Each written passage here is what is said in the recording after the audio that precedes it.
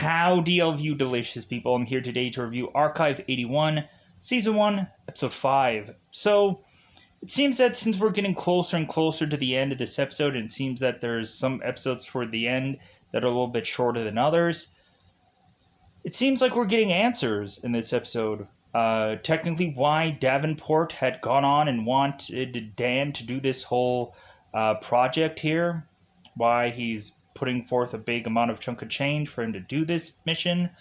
And so that part will be really interesting once we get towards the end of this episode.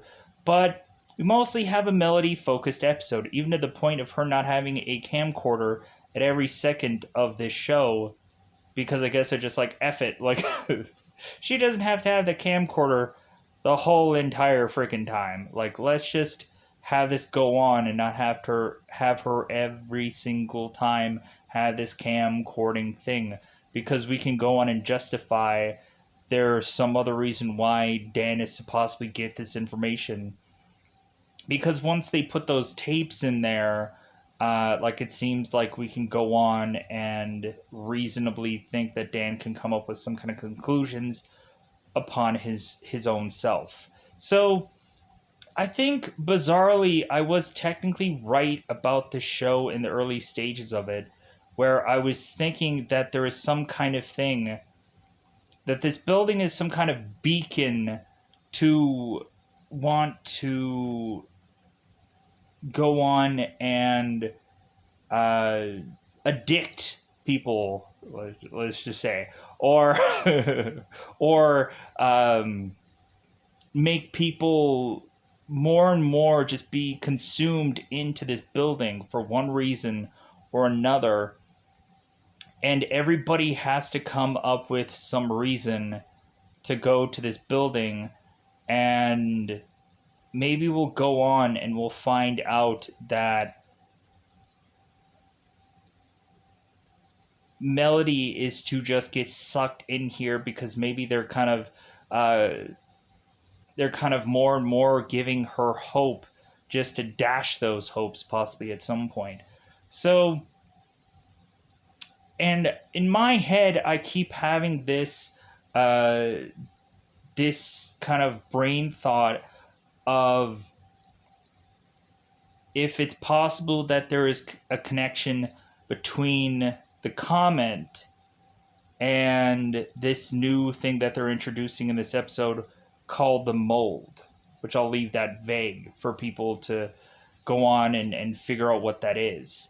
I want to try and think that those may be one and the same, but again, we'll go on to other episodes and really kind of pinpoint what all this means towards this show, because I don't quite get that answer yet.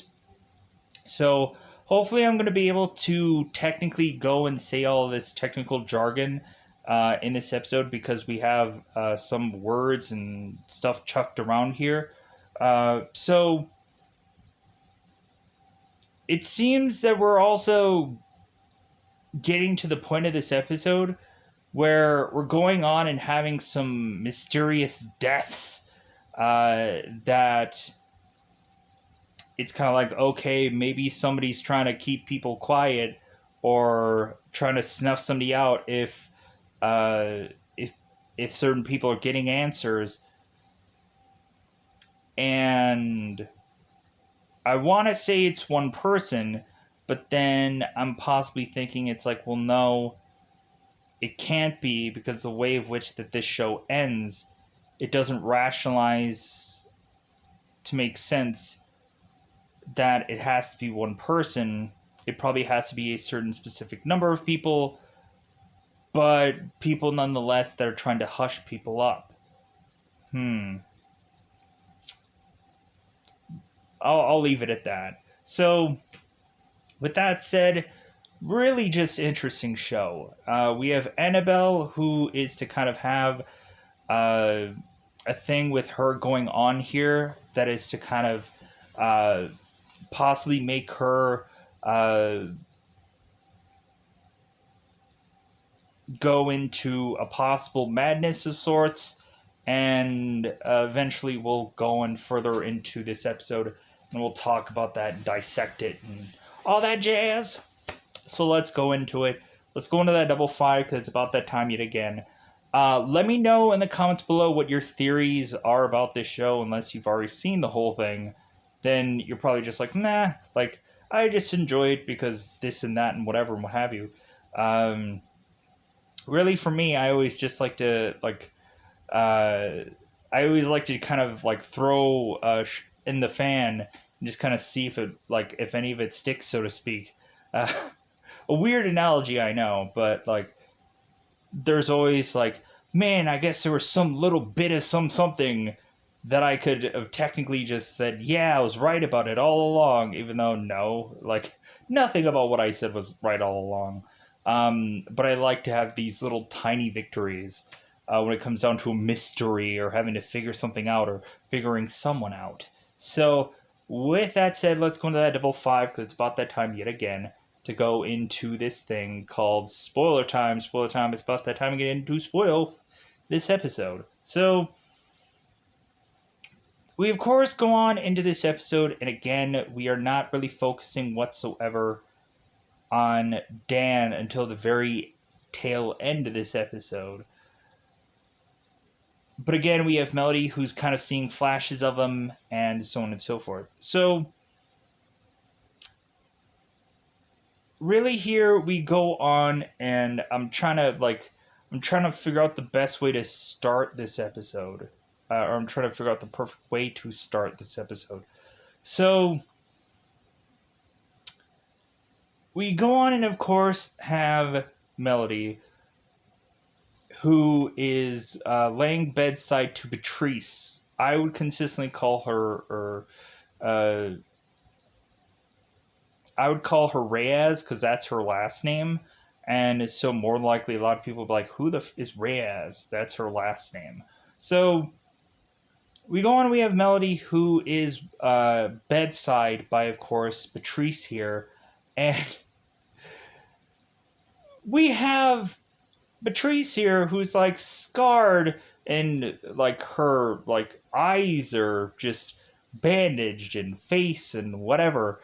And so we're going on and having Melody, who's at this girl's bedside, and asking her, it's like, well, hey, like, could you go on and just do the same thing that you did before so that way you can get some more answers? This girl, like, almost bled to death, and you're saying, like, oh, one more pound of flesh won't hurt, right? Really, woman? Really, Melody? How insensitive is that? How could you ask her of that? And so all of a sudden we have, of course, Beatrice here, who is going on and is now, it seems that she's trying to tell Melody to kind of stay away, or to kind of stop here, or just kind of like stop trying to go for answers and stop trying to seek things out. Because it seems that there's a possible demon that may be in her recordings that is also possibly speaking through through Reyes here. So Melly, of course, who has gotten a little terrified by, of course, Reyes is going on to leave here. So, but we go on and we continue to have Melody, who is to keep latching on to people and want to just need their help for one reason or another. So we of course go on here and have Melody at one point in this episode. We're gonna bounce around a little bit once we get here because this episode there's a lot of bits and pieces to all cover in this one, so we'll get to all of this probably in one fell swoop of a thing, so it's a lot easier. So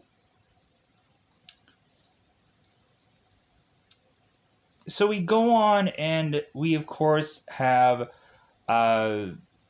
Melody going on and calling Annabelle, and it seems like she's not really getting an answer from her. She just gets her messages, voicemail. So Melody, of course, is leaving Annabelle a message,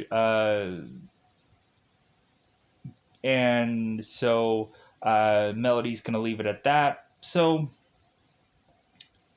we find out, I think Jess is to tell Melody here that Annabelle had supposedly moved in with Cassandra. And Melody's like, okay, that's a little weird. So Melody goes and speaks with Cassandra and is asking, like, hey, where are you hiding my friend? Where is my friend at? And so we go on, we have Cassandra, who has to have a special key for the 6th floor. And Melody's like, well, why do you need a special key for the 6th floor? It's like, okay, that's weird. That's... So how are people going to leave via that floor if it seems like they are to be rationally sane people? How is it that Annabelle left her floor? Is it like a one-way thing for... But I guess that floor is just private. But anyways, so Melody goes meets with Annabelle, and Annabelle is so focused on painting, and Annabelle's saying that it's not ready yet. And so Melody's asking Anna, it's like, what are you doing here? Like, you realize how messed up this place is. And so Annabelle is just so focused on this painting that there's no way to convince Melody, or there's no way for Melody to convince Annabelle to get out of here, get out of this building, and that it'll soon be that Melody is just stuck here also. And so it seems like there's a whole reason for that they are coming up with one way or another to just consistently go on and lure people to this building, one reason or another. Because I think what probably happened, because Samuel and Tamara were to go on after that whole ceremony and sleep together after that whole humming ceremony was over, and we have some humming going on in this episode. I think what had happened is that maybe Julia had been pregnant with Melody during one of these ceremonies, but so it was one of those where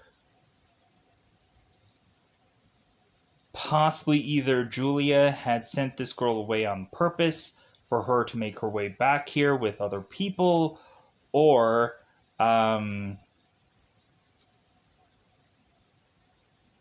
because it really seemed that Julia probably had to do this on purpose for some reason or another. There has to be some reasoning, but anyways, pushing on. So all of a sudden, Melody is to seek out another room that is to be locked, and so Julia is to go in here, and we have her go and see a bunch of these people who, of course, are addicts.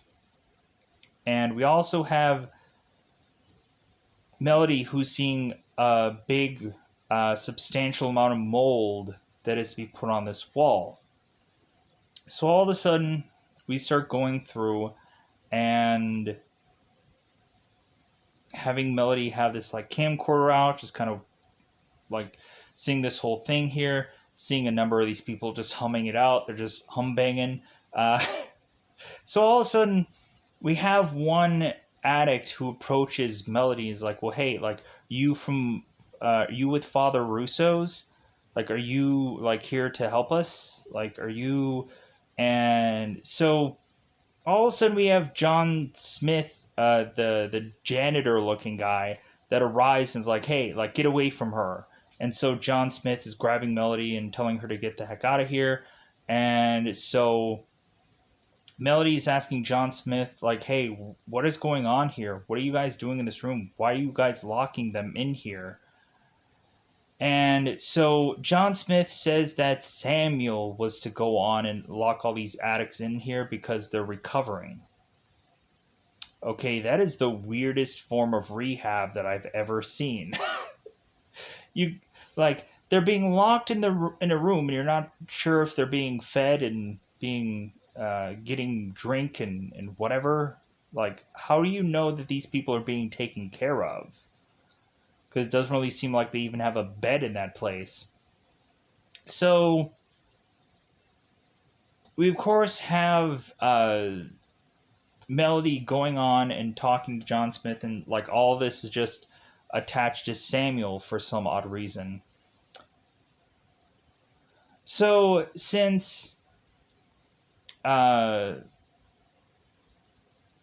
but let's go on because there's other things to cover, and then I'm going to go back to cover some Father Russo stuff. We'll cover that. So we also have Melody who's going and trying to get an appointment with, of course, Dan's dad, Stephen. And so Melody's going and talking with this secretary of Stephen, and it seems that Stephen is, of course, on a break because he's technically not on vacation because uh, he was on forced leave. So Melody, ever the just person that's like, well, hey, if I need to see somebody, I'm gonna go ahead and see somebody. This feels like almost the Bill Murray movie. What about Bob? Where all of a sudden we have Richard Dreyfuss's character that's on vacation, and Bob goes and finds his way to get to this doctor anyway, so he can still talk to him.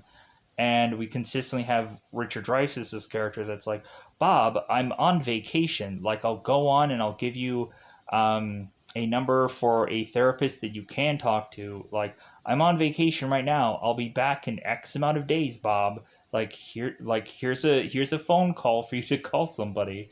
Like, I'm not taking patients right now. I'm on vacation. So like it just feels like Melody is the Bill Murray of this situation, the Bob of this situation. So all of a sudden, Melody is to go and knock on Steven's door, and Steven opens like, "Hey, like Melody, what are you here for? This is my home." So all of a sudden, Melody's like, "Well, hey, like, uh, why are you gone? Like, why were you gone?" And so, we of course have Steven say that, well, I guess it wasn't you. And Melody's like, what are you talking about? So all of a sudden, Steven is to rattle off that he was to go on and talk about a patient of his, but not by name, that it seems that she has some potential uh, for Melody to have some kind of symptoms of this thing called oh my god. Um,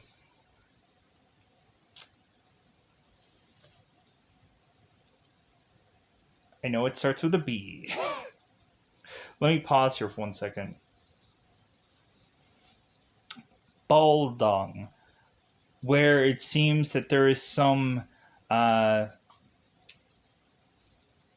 there is something that is to possibly say that Melody might have some psychic ability because she is to have all the symptoms of a person who is to consistently draw things in numerous circles and have a number of other things that kind of fit the symptoms of this ball dung like thing.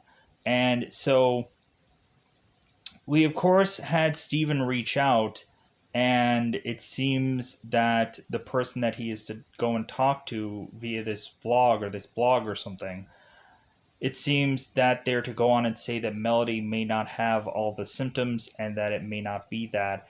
And it may just be anxiety or something else. Where it's like, well, maybe she does have it, and maybe this person is to like not be the best person to check about this whole thing, or maybe there's a reason why they're saying that she doesn't have it.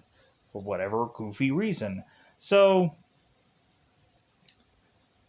but we go on, we have later having Melody go and flip through this book, and Baldung is to be in this book somewhere. So,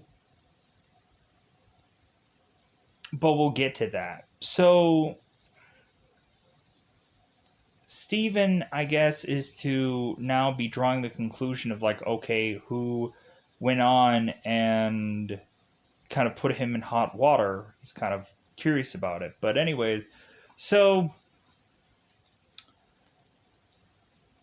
really after that meeting, we also had Melody, who is to see a young Dan, but she doesn't say anything to him. She doesn't grab him. It's like, I see you in the future. I see future you. Why? Tell me, Dan. Why do I see you, Dan, in future you? Because he keeps seeing her, but he doesn't see her long enough to get anything out of it. She gets glimpses of him throughout this show, and every time she's trying to talk to him, she can't talk to him long enough. So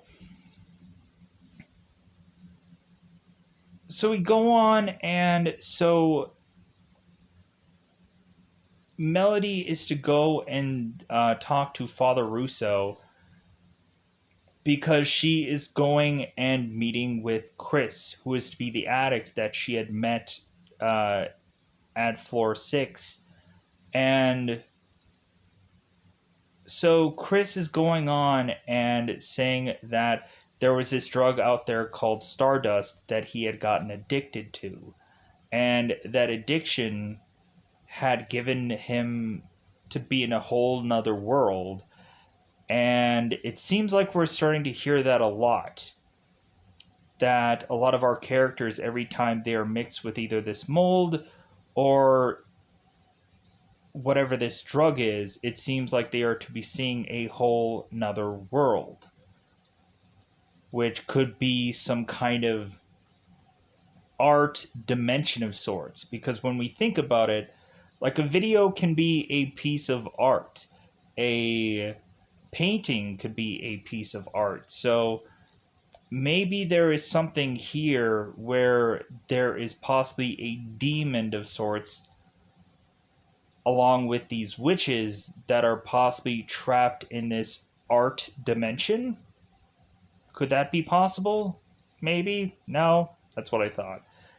And plus there has to be people that are to exactly know what this whole thing is, and to know what this demon looks like, because they, of course, there's a whole book about it towards the end, towards this episode, so we'll get to that. So we go on and we have Chris, who's talking about Stardust and how he had gotten addicted to this drug, and that all of a sudden, when Chris is starting to talk to Melody, it seems that someone is calling him. And Chris is, of course, asking Melody, can't you hear that? Melody's like, no. So Chris all of a sudden is going and touching up against this wall and humming away. And so Melody's trying to snap Chris out of this. And so Chris, of course, is telling Melody, it's like, well, hey, like, I will help you as long as you give me a golden ticket that, of course, can only be done by Father Russo, and all I need is a bed. If you give me both of those things, I will help you. I will tell anything that you want. I will go and I'll sing like the Dickens to anybody about what's going on here, yada, yada, yada. So, and I think at the end of the episode, I think what happened here was someone trying to shut Chris up. Is I think what really happened. I think someone had got on to possibly what Chris was doing. Plus, there's a possibility that, when really thinking about it, Davenport had put cameras all throughout that facility. I'm wondering if somebody is to go on and put cameras all throughout that building. Maybe suspicious person. Maybe there's a whole reason why there's a connection between two people towards the end of this episode. Because maybe they are to be like-minded like people. Kind of curious about that. So, very suspicious. Very sus. Let's go on. So, we go on and we, of course, have Melody making her way to Father Russo's place. And so we go on and we realize as Melody is to talk to one of Father Russo's people that supposedly last night Father Russo had been murdered. I'm assuming murdered. I don't think he was killed. But I think he was hit by a train, is what they said from this episode, that he was killed one way or another. Because I don't think he was. I really don't think that he went out of his way via his own power to off himself. I think we're going to find out something else. So we go on here and we, of course, have Melody, who is to go to Father Russo's room and start thumbing through his stuff. Going on and finding out that he had an appointment with Samuel. I'm like, So we go on here and we start to have Melody, who's starting to go through all of Father Russo's stuff. All of a sudden seeing a bunch of information, a bunch of stuff that maybe Father Russo had gone on and had gotten information about possibly the Visser building, and also about the Caliclio god, demon, whatever, and that the ball dung thing might relate to witches somehow.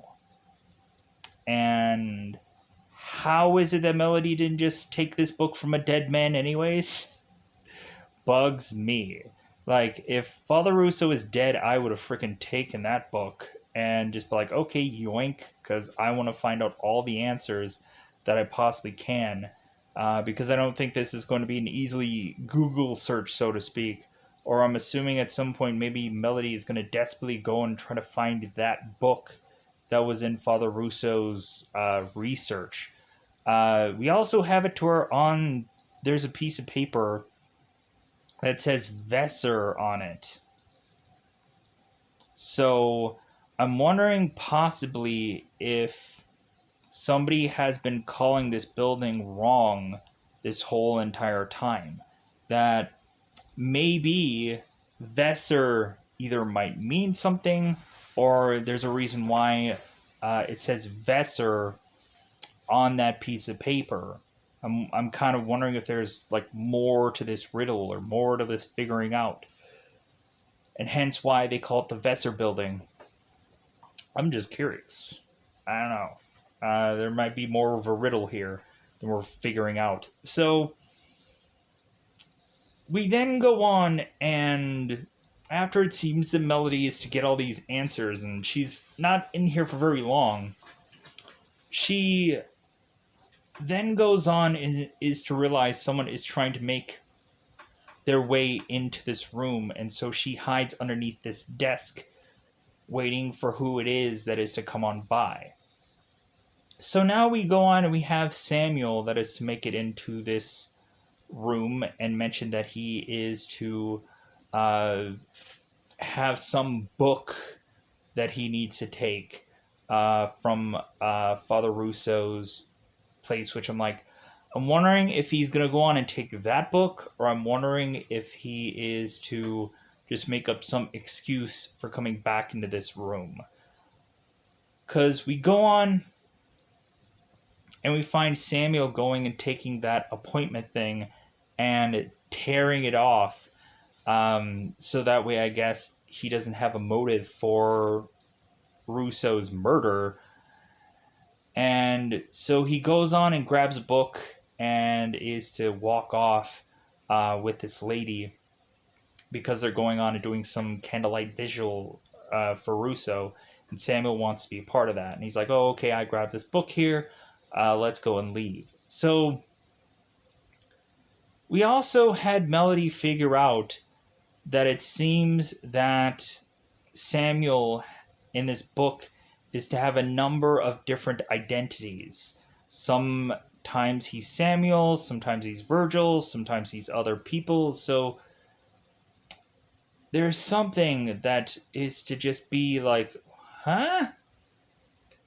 Okay, all right. So we have this guy who's kind of been known for several different names. Maybe Samuel could possibly be a guy that has probably lived a very long life. Maybe he's a demon.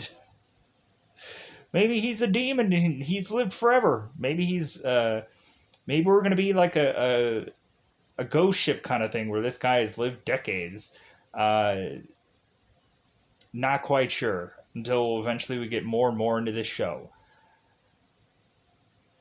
But here's the weird thing though, because supposedly we have some tying here that would be a thing that wouldn't make sense for how old Samuel really is, unless someone is really lying here, as Dan is to go on and ponder, let's just say. So we go on and we have Melody who is going and calling Steven and saying that the Boldung thing could be tied to witches. And it also seems that there is, at some point, some witchcraft going on here that might be dealing with sacrifices. Or we also had Chris who's thinking that maybe this has something with uh, people getting sucked down to hell for whatever reason. That there might be a demon that's just desperately wanting to collect a number of souls from this Visser building, and that could be the thing here. I'm like, man, this is getting more and more interesting as we're picking through these episodes. Just like, I thought it was like, man, like if this is all they're doing for, like, especially once we hit the second episode, I'm like, man, if this is all they're doing, I'm going to be so disappointed in the show. But the more and more we go into it, the more fascinating it is with that whole starburst drug and how they're just more and more like seducing people to get to this building, and how there could possibly be a season 2 coming out of this that might still tie to what could quite possibly be the next thing for this show. Will be fascinating what they're going to try and do here if they go and do a season 2, because it seems like the show is popular enough. So again, Melody's going and talking to Steven and mentioning that the Baldung thing really can tie to witchcraft, and so it may not be a psychic thing; it may be a witchery or a witchcraft thing. So we of course have Melody going on and saying the F word via this guy's message, like, you shouldn't be leaving the F word in the messaging, but it just seems that Melody is to consistently want to talk to Steven, just to kind of share notes here, and it seems that more and more that Melody is starting to get like really afraid of what all she's finding. So we also go on and have Melody who's going and calling Annabelle, and Annabelle's like, hey man, like, why aren't you here? Because we find out that Annabelle is mentioning that Cassandra, when Annabelle was to actually physically be with Melody, Annabelle mentioned that she's getting a gala tonight because Cassandra is to like her work. And so we go on here. Now we have Melody racing to go to this gallery where she's looking at all these paintings. And so it seems that Annabelle is seeing this woman in this blackened like background and whatever. And so we go on, we have Melody who is realizing that these paintings may very well be this mold. And so we of course have Melody who's talking to Annabelle, and that these paintings may not be safe to be held in this art gala. And so we also seem to have people going on and buying up every one of these paintings, and it seems that Annabelle doesn't want to sell them, weirdly. And so Melody's like, well, hey, like, you can go on and make other paintings, like, you can go on and do other things. But Annabelle's like, no, like, they have sentimental value to me, and I just can't let anyone buy them. So we go on and we see that Samuel is at this gallery, and so we go on and later have it where Melody is confronting Samuel and mentioning, like, well, hey, like, were you the one who bought all those paintings? And Samuel's like, I don't know what you're talking about. Melody's like, come on, like, did you buy those paintings? And Samuel's like, I just went to that gallery. And Melody's like, So all of a sudden, we have man falling out of the sky.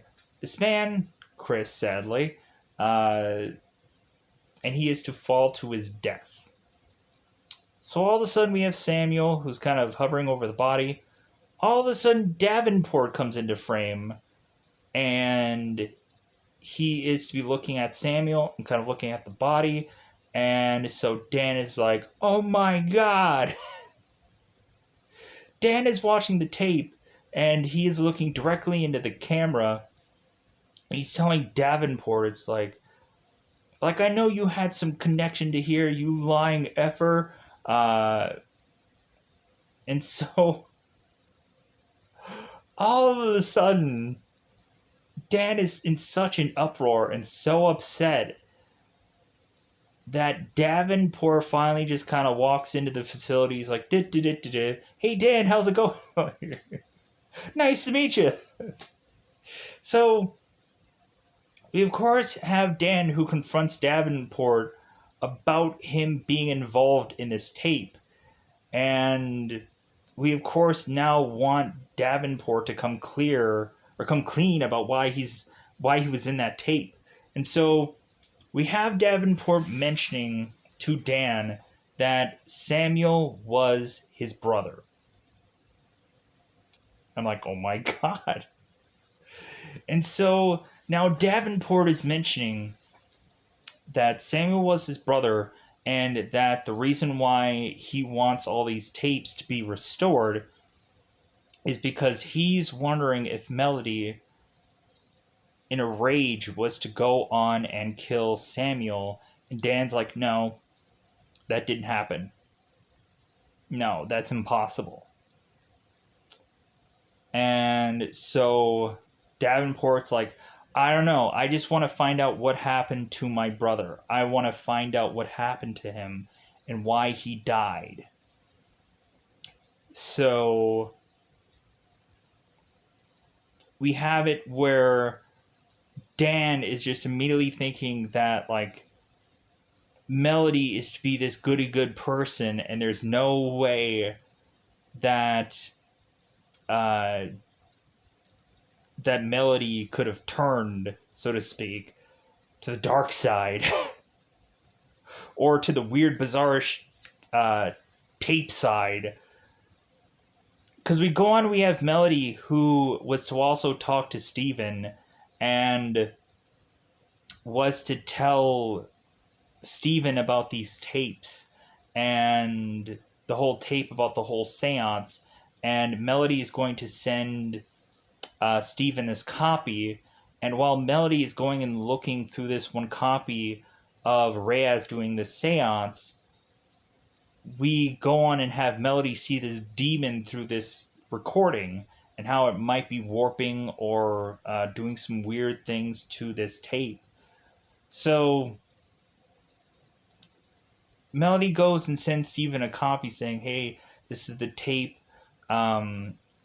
that I was talking to you about, so here you go. I'm kind of wondering if Steven is not going to receive that tape. I'm curious if that's what's going to happen here. So, and maybe Melody will think that, like, oh, Steven, like, there's something up with Steven. And so, because there has to be something up with the guy. Like, it can't just be he's, like, innocent in all this. Because we see the end game of it all, where Steven is, like, telling Melody to back off and get away here. So maybe he's doing that on purpose. Maybe he's like winking at her. Maybe he's like, we're working together. I don't know. We'll figure it out when we get later in the road here. So, so Davenport mentions that his brother is to have died, and the tapes may reveal that. May have some kind of hard evidence of what happened to his brother, and I guess that's the real reason why Davenport is forking the dough over to these tapes to find possibly his brother's murder. And so I'm kind of curious if Dan is still going to want to uncover this whole mystery, or I'm kind of wondering how this is going to unfold. Like, I also feel at one point that the further and further that we go between the distrust in Davenport and the growing distrust in Dan, where Dan might finally go off and just take all these cameras and just bash all of them. Because maybe Dan might not like an answer through one of these tapes. Or maybe Dan will start to more and more lose trust in Davenport, because maybe Davenport may be in a flashback more and more part of the next flashbacky story. But anyways, I think with that said, I think I've covered most of this episode. Plus, also, we're getting really, really close to the exact number of video and whatever. So I'm gonna get out of here. Let me know in the comments below how you felt about this episode, how you're feeling about the show overall. If it's really just so fascinating and so interesting, because I keep going into that same conclusion. What people may be thinking of the Stardust or the mold or the comet or the whatever. Because I'm wondering, in the back of my mind, I'm thinking that maybe the comet was to have caused that mansion burning in the 20s. And so maybe that comet was to burrow its way into this building and cause this mold. But I'm trying to think of why the whole demon of things. Like, there has to be a connection between this comet and between this demon, and I'm having troubles figuring that out. I'm having problems figuring out that connection, because I think there may not be one. Because there could be just the fact that maybe people were to see this comet as a sign, as a side from God, or from a side of the devil, and so all of a sudden we just go on and have maybe the witches go and try to channel any god that would answer, and maybe this god, this demon or this monster or whatever it is, was the only one that really answered. Random thought. So with that said, I'm going to get out of here. Bye, everybody. Bye, everybody. Let me know in the comments below your thoughts, theories upon this show, especially if you don't know the end result or whichever. I don't know. I'm just kind of in the wind. So, yeah. Bye, everybody. Bye, everybody. Forgot about one thing. So Chris was going on about a golden ticket. And so there was actually a thing about that. So We, of course, have Melody, who is to tell us that the golden ticket means something, and it's to be the Golden Peak recovery, which I guess was something that Reverend Russo was to have. And so it's like, okay, so the golden ticket just means that guy going into a real rehabilitation center for them to help him out. So, like, I just wanted to cover that because I completely forgot about it. Uh, I think anything else, I think I'm okay with. Let me know in the comments below if I had forgotten about anything, because I'm sure I did. So I'm sure there's somewhere that I forgot about some little detail, some little something. I know in the pages of that book, there of course was the Baldwin thing, and there was to of course be the Caligo, of course, demon thing in that book.